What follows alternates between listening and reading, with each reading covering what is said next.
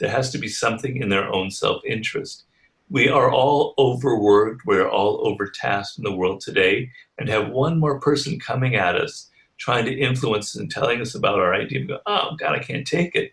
Okay, but you're never going to realize this. You're going to go give them your pitch and say, yeah, that's wonderful. 2 days later, 3 days later, you don't hear anything. A week later, 2 weeks later, okay, finally you realize they're not interested at all. It's because you didn't understand something very basic. The people you deal with have an opinion about themselves, right?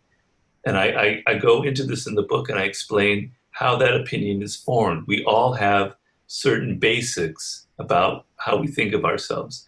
We think of ourselves as morally good. We think of ourselves as autonomous, that we control our own lives. And we think of ourselves as intelligent, at least relatively intelligent for the field that we're in. There'll be other aspects of that opinion that might depend on the individual, like I am super self-reliant, or I'm a rebel, nobody tells me what to do, whatever.